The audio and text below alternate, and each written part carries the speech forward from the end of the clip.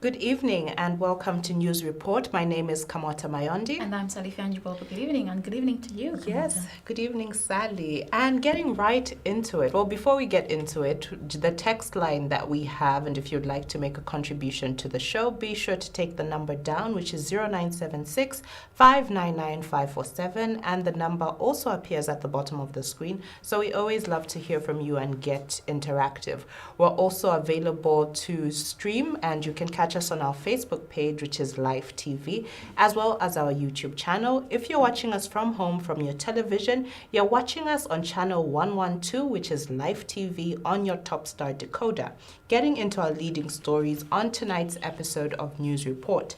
Unruly cadres disrupt Chitalu Chilufya court plea, and Lungu should fire Facebook page admin, says Jerry. And before Sally gives us the other stories that we're leading with, I personally am looking forward to just getting into the whole Lungu Facebook fiasco. And so what other stories do we have tonight, Sally? The other stories are Lusaka businessman sues UPND over 520,000 debt, and independent auditors accuse Facebook of allowing hate speech in scathing report. This and more. So we'll get into the detail of the story. Getting right into it. So the story that we're leading with tonight, Minister of Health Chitalu Chilufya today appeared before the Lusaka Magistrate Court, but the court case could not take place as a result of commotion caused by alleged cadres. So this was after the chief resident, I'll say that again. This was after the chief resident magistrate Lamek Mwale adjourned the matter due to unruly supporters who wanted to enter the court to offer solidarity to Dr. Chilufya. So Dr. Chilufya, who is also the Mansa Central Member of Parliament, was accompanied by various chiefs from Luapula province, as well as members of Parliament, as well as PF party members. So this is where Dr. Chilufya is being charged with 4 counts of being in possession of property reasonably suspected to be proceeds of crime after investigation from the Anti-Corruption Commission. And Dr. Chilufya was arrested sometime in June. This was on the 24th of June 2020, and he was released on bail. So this particular case has been adjourned to next week, Thursday. And there was just a cause of concern with regard to the fact that the cadres wanted to go into the court, and there was generally unruliness. And also in a time where we have a COVID-19 pandemic, the last thing we want is a situation where you have overcrowding and that type of thing. So getting further into the story, the Lusaka Province Police Commissioner Nelson Piri says that the police were not aware that Dr. Chilufya was appearing in court today. Neither were they aware of the presence and unruliness of the PF cadres at the court. And this was this was from the Daily Revelation, where Mr. Piri was asked where were the police to have allowed PF cadres to take over the matter at the court, making it impossible for the particular case to be heard, and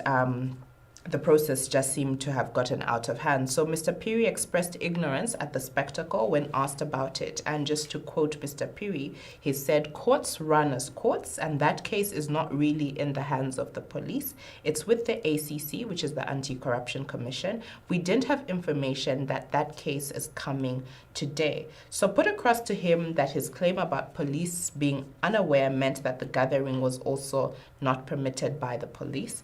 And so, well, here for me, Sally, with this particular story, I just find it unfortunate that the court case wasn't able to happen. And it seems like there's just a general pattern of unruliness that seems to follow the PF. And you have a situation where the police commissioner says that we were not aware that this particular case was going to happen today, so they were not there.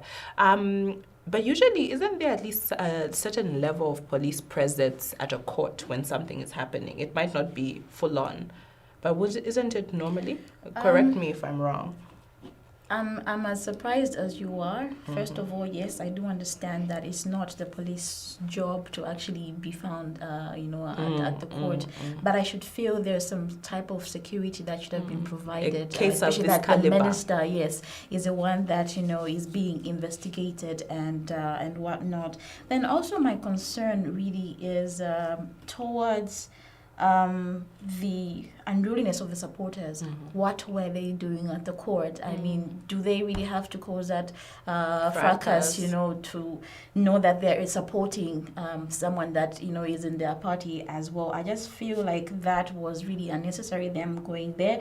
And the fact that it feels like they were undermining the authority of ACC as well. They're just trying to do their part as well. And for them to also be there to support a court case where someone is being investigated for corruption case, and this is pertaining to some money that could be, used for other developmental, areas, especially knowing what we are going through as a nation right now, So that one is rather a concern, and I feel that I will keep on saying this, I think, until it comes to an end where I feel like everything is being politicized, and it shouldn't be that way. It's a court case. The man needed to go to the court. It's a standard legal procedure. The legal procedure, and the law needed to take its course.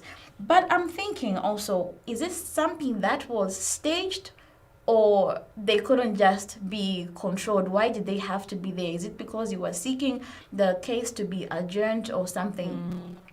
So it's either that or truly they were just there to just support. But for me, it feels like maybe this played a role in the court case being adjourned as well. But then I think between now and next week Thursday, it's important that they organize themselves to say, we're going to court, yes, and it's something that always happens. People always have people who go with them in solidarity, but they should behave accordingly so that they're not seen to be disrupting the process and allowing it to continue the way it ultimately should. And maybe in this case, instead of allowing them in the premises, if security is there, they need to ensure that everyone that has come to support is really outside the court, because we need this case to be done and him to be proven either innocent or guilty, whichever way it's going to turn out. But let the law take its course, so that this course really, this particular case, take its course. Right. Then the other thing that I have to mention is I do not really understand what it means to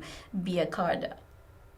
I see we are always talking about cadreism, this cadreism, that, but what really does it entail? Is it you supporting in a very mature way, I think, as opposed to having to be violent or responding or attacking, other people as well? We should be concerned because these are obviously people that have families as well. So if you're going to be violent, think about the next person, in your home.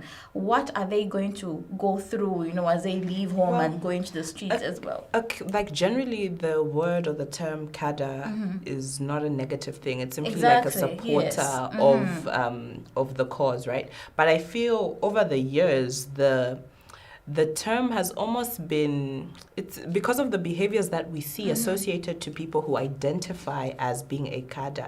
It's almost if today I called you a cadre, you'd be offended, right? If you called me a cadre, I would be offended. Because there's a certain behavior that we've seen over the years that is bunched up as cadreism. There's a lot of the way that they carry themselves, the way that there's, that a negative connotation to the term. So it's important that we clean up our act as people who support, whether it's a political party that's in power or not. I think cadreism should not be the norm way. When you just hear they were cadres, you already have the worst expectation of the type of behaviors. It's not a bad thing, but because of the way people are acting and behaving, it's not. It makes everything look bad. It's your democratic right to identify with a political party and support them, but your support for them should not obstruct justice, should not obstruct other people's expression of their democratic right to belong and identify to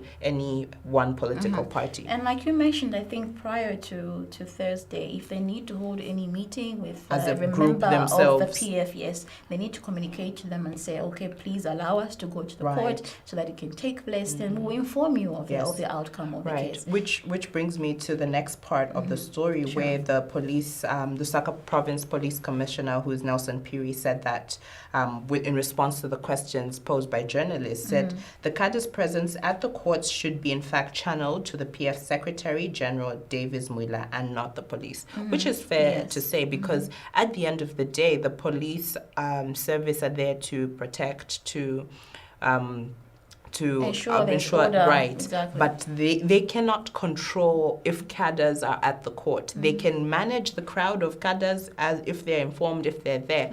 But that, has, like you've said, is definitely an internal party dialogue that needs to happen. And so we take a look at this particular clip and we'll be back with more.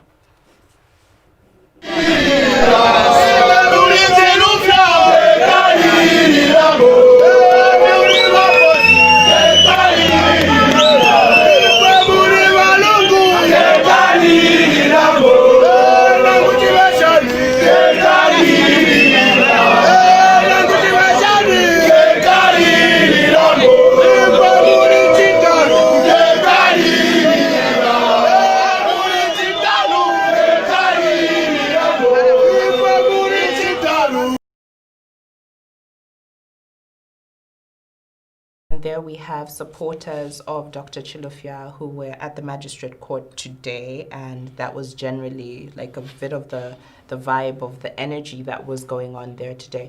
So we take I'm laughing. Okay. Before we go to the break. Yes. Look, we are known to be, we hype, whichever, especially when it comes to, when it comes to like football, we're all in there. But there's certain things that we just need to humble ourselves. Like this is not the time. This is not the time. Or the place, considering that it's things are a bit sensitive now, So I think people should be more careful in how they react and respond to certain things. Especially when it comes to, being petty or attacking each other.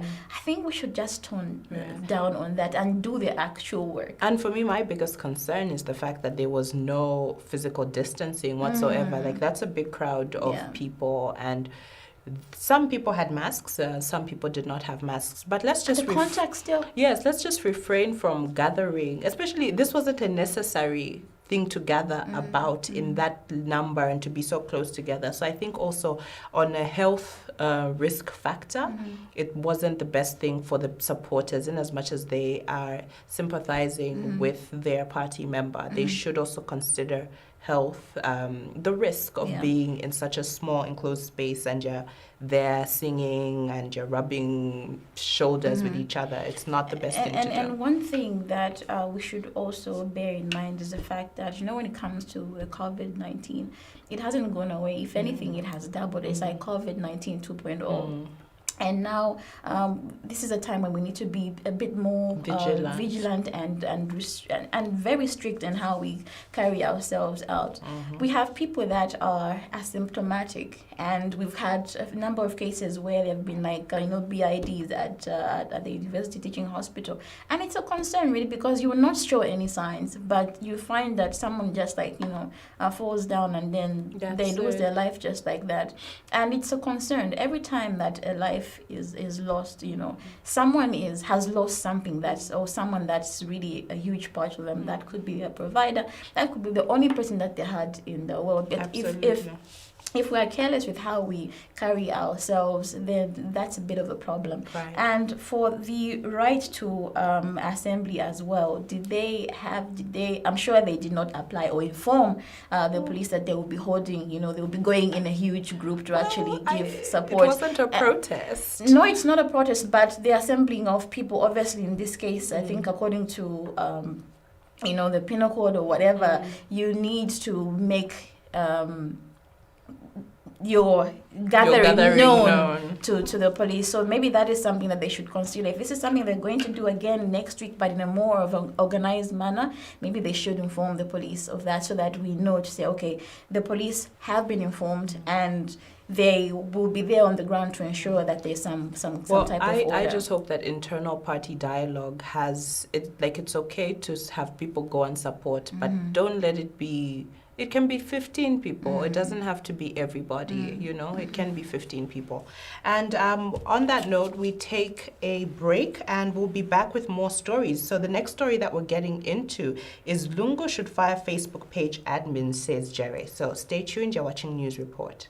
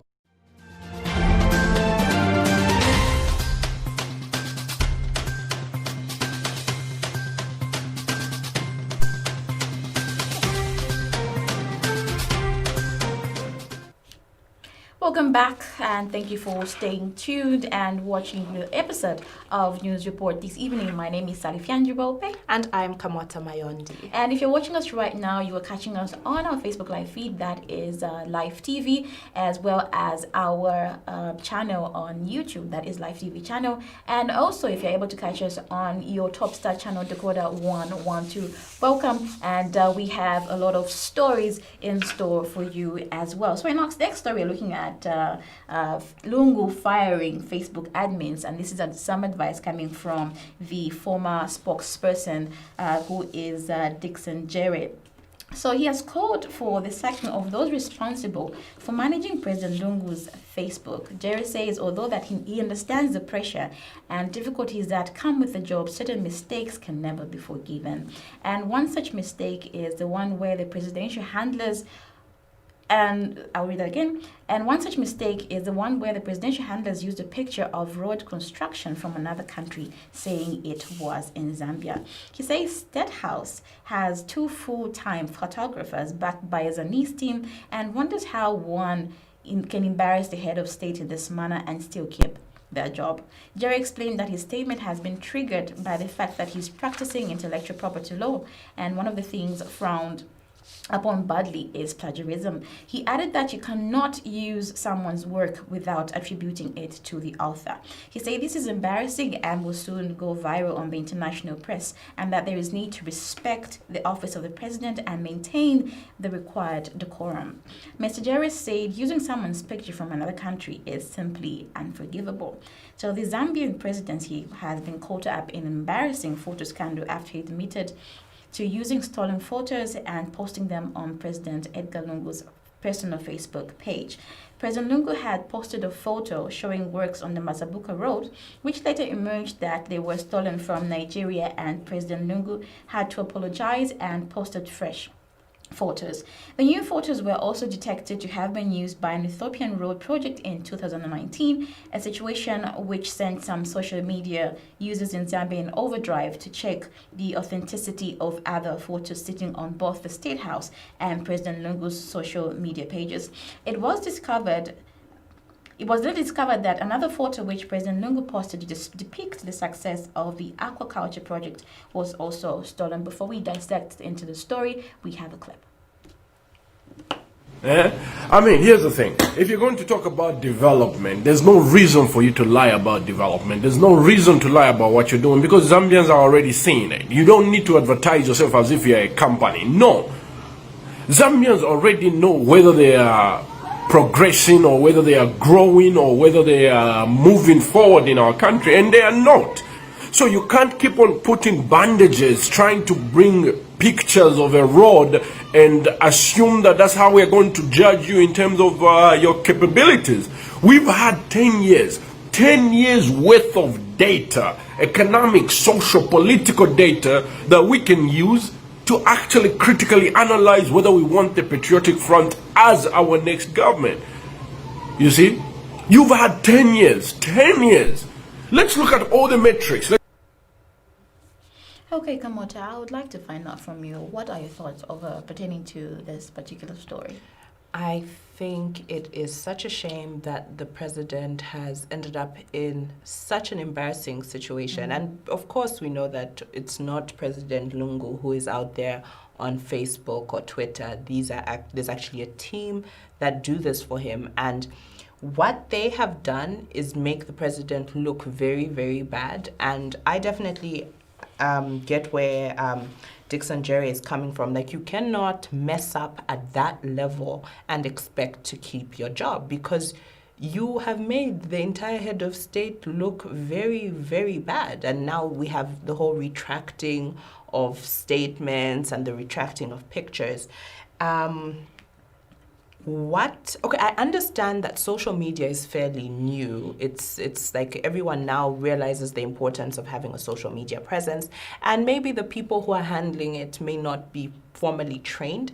And sometimes you have a situation where social media, the access, and you have a social media page, anyone can, most people feel they can do social media, you know what I mean? Because you know how to string up a Facebook post, or you know how to put a Twitter post together. But at a certain level, you cannot afford to take it casually. You have to fact check. You have to check your spellings. You cannot just post and go and forget about it. And these days, the social media users are very intelligent. They're able to say, wait, this picture, where did it come from? And then sometimes it's not even a matter of the other person who's receiving this. Sometimes it's just, some people are always looking to cause a situation to see, are these the actual facts? You know, is this the actual situation on the ground? It's extremely embarrassing. It's extremely unfortunate. And yeah, I feel like what needs to be done needs to be done. You cannot, like, if I was the president and you did that, I would be like, we need to have a conversation. This team needs to go. Would that be fair, though? Because we have a lot of, this is where I'm coming from. We have a lot of mishaps, even from, the people that are, supposed to be taking care of the ministries where they make mistakes, but none of them have gone anywhere. Do you think it would be fair to let this particular team go in this case? I think that's the problem. No one ever goes anywhere in this country. That's the thing. So yeah. If we do not really get rid of all those bad seeds now, it's something that will keep on giving. We'll keep on harvesting, those bad seeds, and it will go on just like that. Of course, now it's a matter of concern to have the whole lot of the president's name to be dented in this particular manner. If probably it was just like the wording without the pictures attached, it would have been better.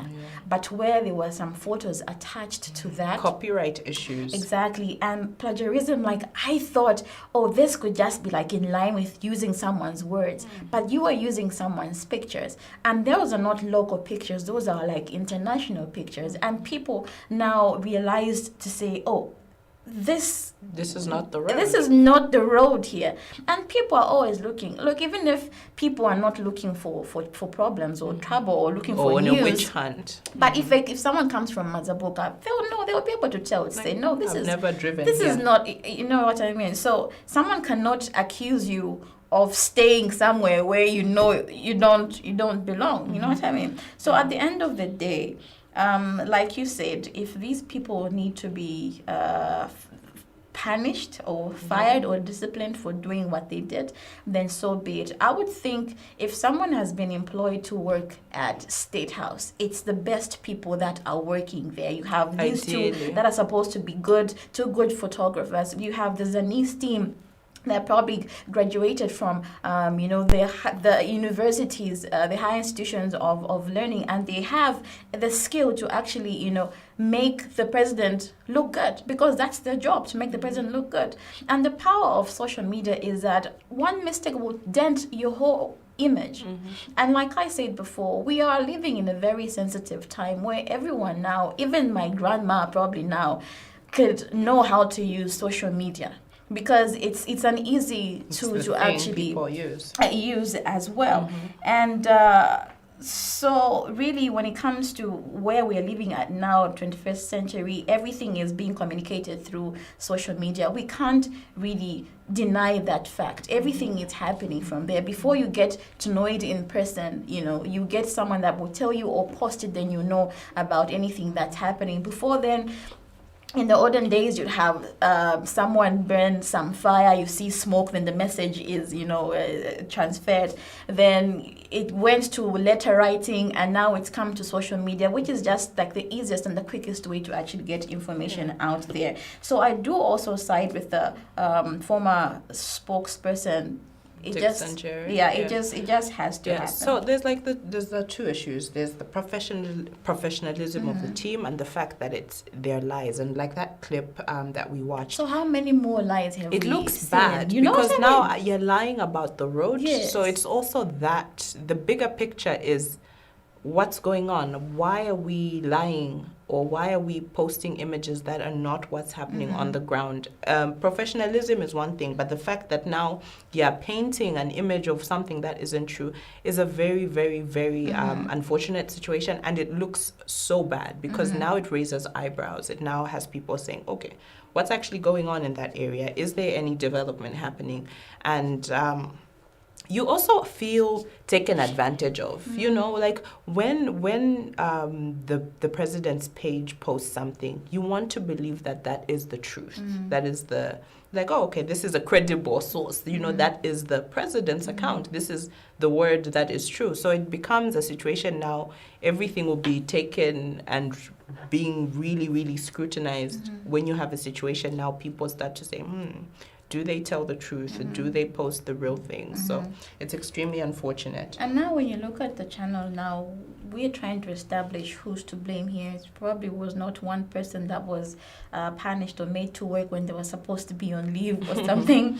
Or maybe the pictures could have just been sent to the president and he could have typed the message himself. The president is too busy to be on social media. Do you think so? Yes. Do you really think so? Yes. I feel like he probably has time to actually go through social media. I don't think so. I really beg to, I really like we to have want bigger to problems. argue. We have bigger problems. I know there are bigger problems, but scrolling. he's as human as we are. And I feel even if he's not really typing a whole script, he's probably looking at what's happening on social media. Maybe once in a while. I don't think he ends his day but no one will actually tell us who posted this particular post, because then everything unlike will Donald fall. Trump, who has his own personal account, and then there's an account.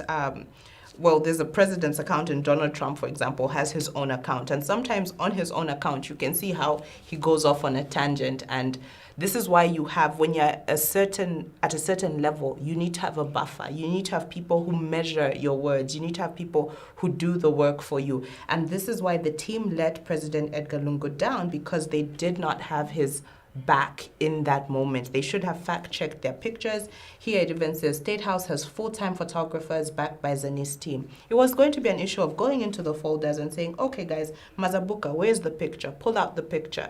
And when it comes to Or we social want media, to run a story on Mazabuka. Can you give us transport Right. and everything They that's have the necessary to go resources. to Mazabuka and actually Right. take this information for ourselves? Right, you know? they have the resources. So Yeah. if the president is actually like on social media, I think it would be a situation where he maybe just has a general overview to say, okay, this is what happened, or people have said this about you, or people have said that, and maybe there's a little briefing with the media team and stuff like that.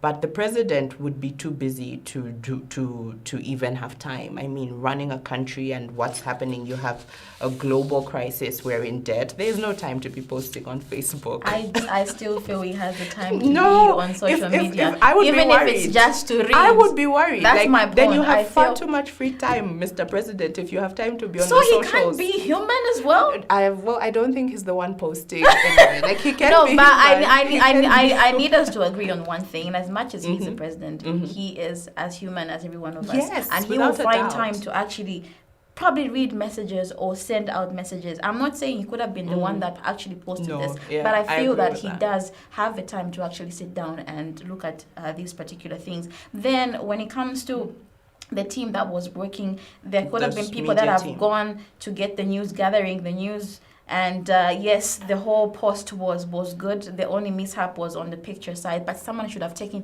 a look at that before it was posted to the public as well, because they need to be very careful with what they put out there. They don't want to make the president look bad. I wouldn't want my president to And look I bad think we at look all. bad as a whole nation, to be honest. Exactly. Like, So it's not only it's not only the president, but it's us as well. So we have a role to play as well. So whatever we say, whatever we do, we're making the president bad. Whatever the president will do and his team, whatever the team will do on behalf of the president, will make us look bad as well, But as a country. Which, like, whilst we're on it, so it pretty much also just goes back to sort of how fake news really spreads. Because even the time that there was the youth protest, there were some images that were circulating on social media, and someone came to say, guys, this is an old picture. It's in Zambia, yes, but it's from a long time ago. There was a totally different situation where there was a lot more police. So we also have come into the habit of sensationalism, and this is like away from the president's situation on Facebook. It's where we just find an image that fits the story. We haven't checked where it's from, and it's those type of things where people be like, oh, there are floods in town, and you find that this is like rainfall that happened 2 years ago. You know, so it's also, as we use social media, even on an individual basis, to one, be very careful with what information that we are sharing. Sometimes we just see something and you retweet or you share, and then someone's like, no, this particular story, this is a story from Rwanda, this is a story from somewhere else. So also just to have that level of vigilance and also do the right thing. Like, certain things are very, very harmful to just start circulating and sharing. You can't just pull a picture from anywhere. Especially when it comes to like Zambians as well, they will zoom to your very last pimple. You know, like they will make sure Right into they your find pores. an error, you know, just to come up with some news to actually talk about and then to image as well. Not only for these, for the State House press team or media team, but also when we post anything on social media, we need to be very careful. And I've seen situations where people's pictures are used without permission even. So also that one is something of a great concern. What's happened to authenticity or originality? If you don't have a picture to attach to whatever you're going to post, let it be as blank as it can be. We don't want anyone, you know, being found wanting, or anyone's image to be tarnished. And you never know who you meet along the way. People really take news very differently. What if whatever you post there causes someone to actually do something bad to themselves or end their lives? So we need to be very, very careful. And as much as social media is a tool that's helping us connect to each other more effectively and efficiently, And we quickly. we need to be very careful in how we go about it. Yeah. Absolutely. And so on that note, we go to a break and we'll be back with more stories after this. You are watching News Report.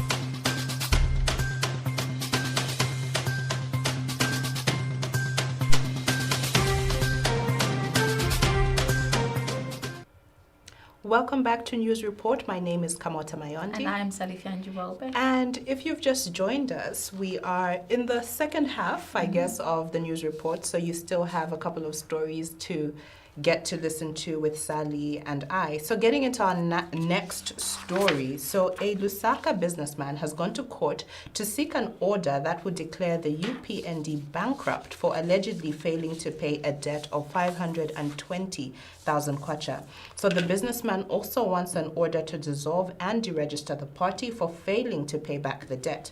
So the Daily Revelation reports that Prince Siame and Prospect Tech Limited have sued Hakainde Hichilema, Stephen Katuka, in his capacity as UPND Secretary General, Miriam Masando, and the party registered trustees seeking an order of the payment of 400,000 kwacha with a 30% interest of 120, bringing the total amount to 520,000 kwacha. So this particular story goes on to say that Siame and the company have asked the Lusaka High Court for an order that the defendants pay all the costs for the collection, charges, and incidental connected to the suit, and further claiming for exemplary and aggravated damages and costs. So this particular debt stems from 2017, where the defendants contracted Siame and company to print 200,000 tickets for a national card renewal exercise at the cost of 2 kwacha per ticket, which came to the amount of 400,000 kwacha, and Siame further went on to print 200,000 tickets, but the defendants further requested additional 50,000 cards on a gratuitous whipping known as Mbasela.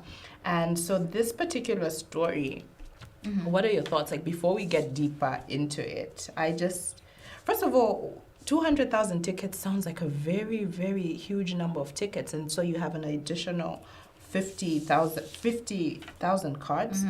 So it's an unfortunate situation. Yeah. I feel, first of all, what period was this when this 2017. So it was 2017. It's been 3 years, right? Okay. I'm correct. 3 years, 2017, 2018. So 2017, 2018, 2019. It's been 3 years of just about. What obviously we're going to hold for the organizing an event. Yes, that's why what it seems like. Exactly. So in as much as it hasn't been, was like, what event was? What event? I know was this? exactly. So that's why I'm trying to wrap my head around it. So probably this was an event that the UPND were trying to organize, and they decided to go to this Lusaka businessman to have their tickets printed and that. The concern on this one really is, if you're going to engage someone to do your work, pay up.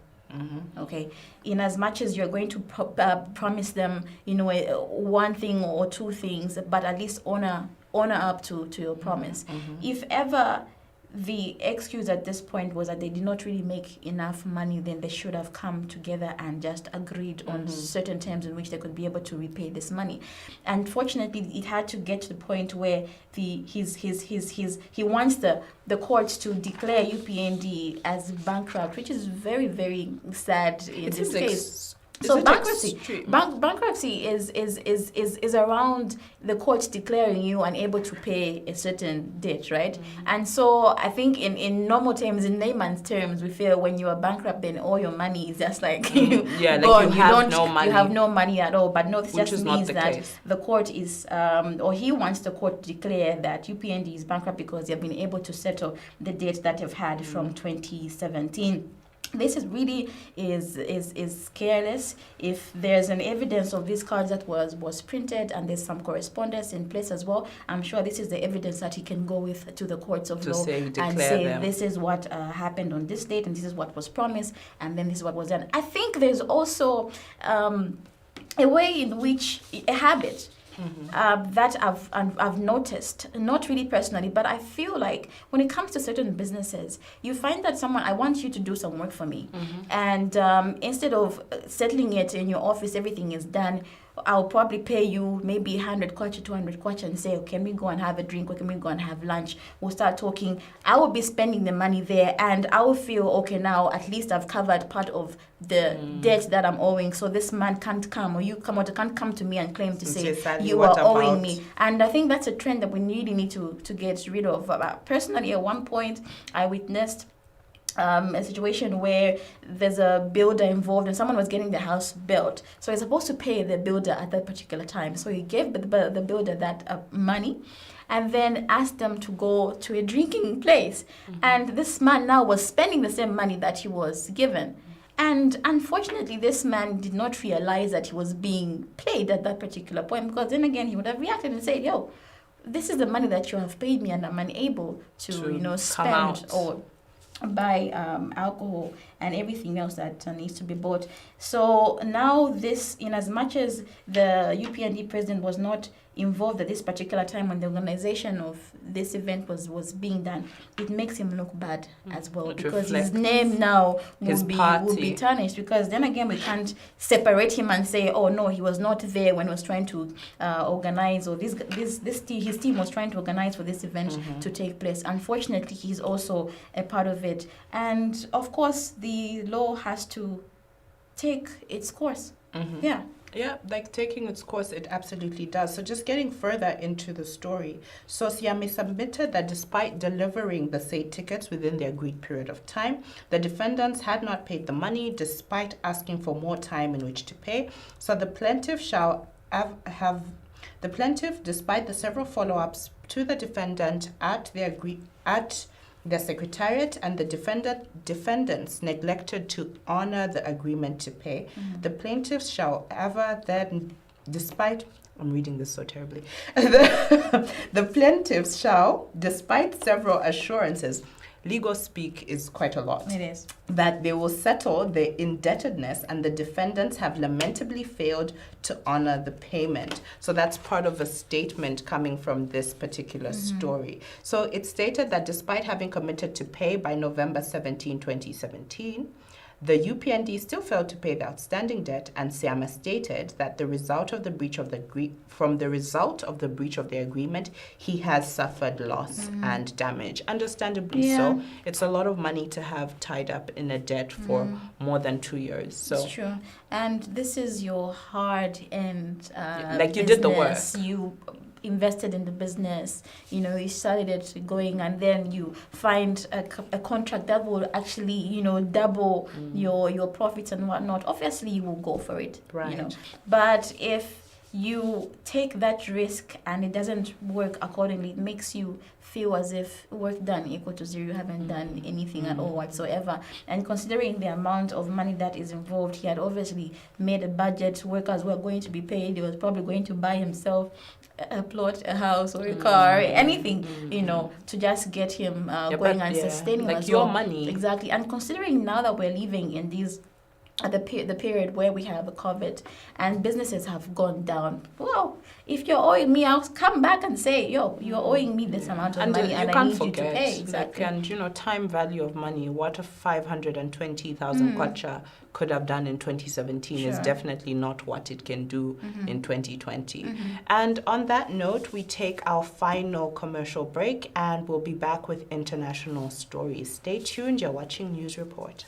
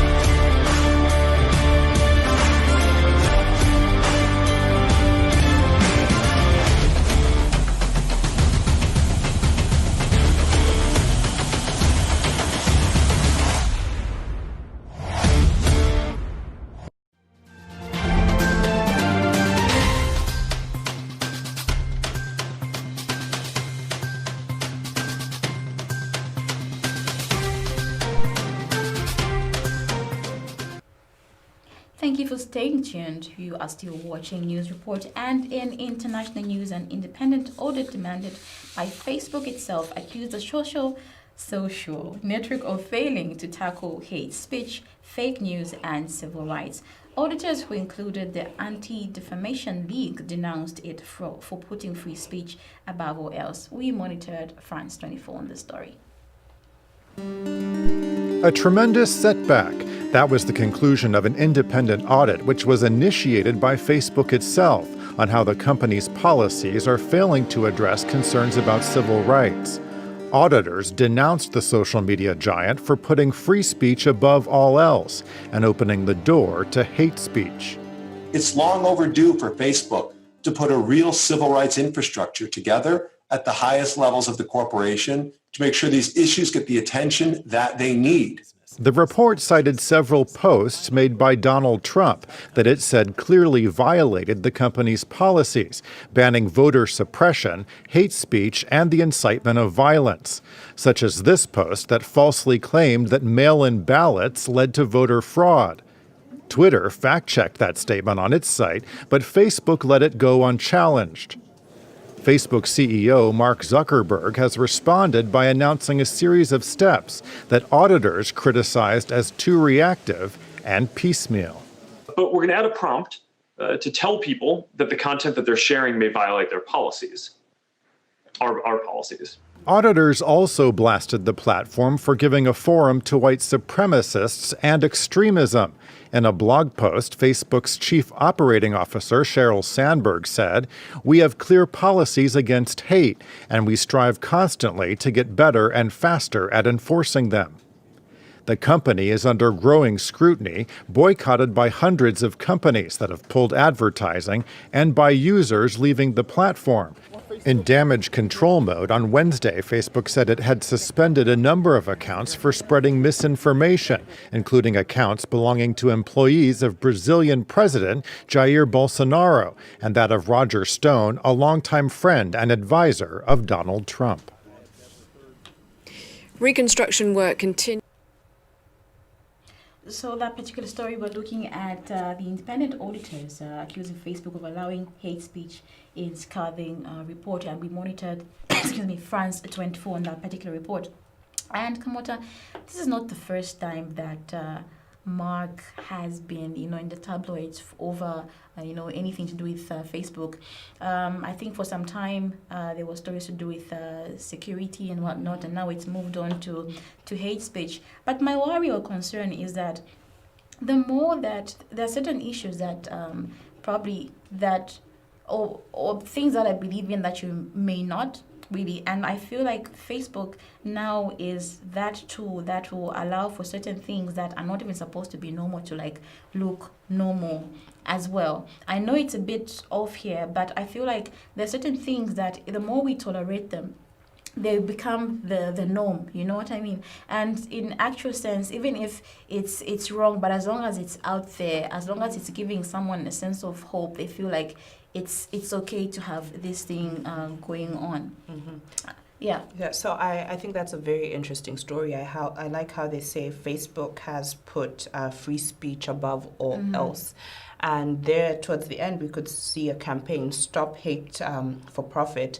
And I do believe that Facebook will change their policies with time. Like there we saw the CEO, Sheryl Sandberg, talking about, yes, we've got things in place, but it would take a bit of time to roll out, understandably so. But the pressure is on with another social media platform like Twitter, who have a very quick way of responding to that thing. You can get suspended. You can't just do anything. Your account will get suspended. And Facebook makes its money from advertising. And if you have big brands like Coca-Cola and Unilever pulling out, they're definitely going to feel it in their pocket. And right now, generally, the atmosphere around the world is one of people are putting their money where their mouth is to say, if this is what my organization stands for, we should be seen from the very top to the very bottom to the very core to support it. And we have had campaigns like Black Lives Matter. We've seen people change the way that they're looking at their hiring policy. Do we hire enough Black people? Do we hire enough people of color? So right now, the world is looking at organizations to say, oh, is that what you represent? And if I feel that you don't represent me, I'll leave your social media platform. We have people leaving, because Facebook is about numbers. You're on Facebook because that way this particular company is able to reach you via advertising and that type of thing. So I definitely would like to see how this goes with regard to tackling hate speech and fake news and civil rights, especially fake news. Facebook, it's so easy to just have something go viral just like that. Right. Well. And, and like Mark Zuckerberg has come under fire a lot of times for the fact that Facebook is so powerful, so powerful. He owns this platform and they've got so much information about everybody and, so it's... And we'll also, keep seeing him coming up from time to time. That's true. And also, I look at it this way. This was a young man in college who dropped out of college and decided to come up with an app.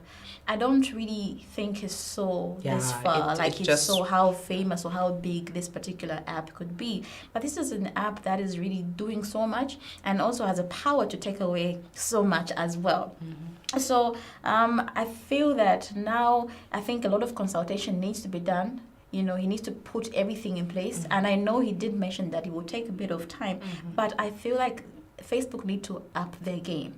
They don't need to lose, their revenue. Of course, if they lose their revenue, then people that work for them will be able to lose their jobs as well. But we do not want that happening as well. So, like you said, we just be on the lookout and see how this whole thing is going to pan out as well. Right. And the same way that they're tackling this issue, on his side as a CEO for Facebook as well, I think also other companies, especially, like we have Zikta here, should start slowly looking into these issues also and see how, they can align themselves with actually, the terms and conditions, because things might change. So they need to be ready for that change as well and see how they're going to control the situation from here as well. I feel like that, like if like part of their job would be done if there's a very stringent way of things that that are hateful and that infringe on civil rights and those that are fake news get flagged at source. It now becomes a little bit less work for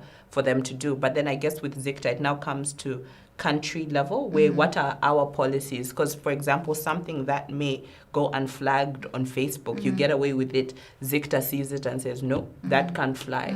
You cannot do that and get away with it. Yes. And then they apply the Zambian law to you in that particular space, that type of thing. And this goes now to also employ the right people in such positions. It shouldn't just be a matter of someone having a job or earning a living at the end of the day. People need to be smart about how, they handle certain issues, because this job now, I think for Zikta, their job is very sensitive in as much as yes, it's a government body, and it's okay to have your security as working for that particular organization. But the best people need to be put in place as well when it comes to such issues as well. I don't know if you have anything to add before we end today's episode. No, I have nothing to add. I think we've pretty much exhausted the conversation, and it's been a good show as usual. Okay, so we'll go through the Yes, and so on that particular note, this brings us to the end of News Report this Thursday evening. And the stories that we led with tonight: Unruly cadres disrupt Chichalu Chilufya court plea, and Lungu should fire Facebook page admin, says Jerry. Lusaka businessman sues UPND over 520,000 debt, and independent auditors accuse Facebook of allowing hate speech in scathing report. So this is the end of today's episode of News Report. Be sure to join us on Saturday at 8 hours. Right. And so we would like to thank our team, that is Shatewa Kanyembo, Chimwanga Kalala, Samson Chulu, and also Isaac Apiri, for being a great team as well. And also we should mention our executive producer, and thank you so much to you, our viewers, for having joined us on today's episode. This has been SALIFYANJI BWEUPE, and this is KAMOTA MAYONDI saying good night and God bless you. Good night.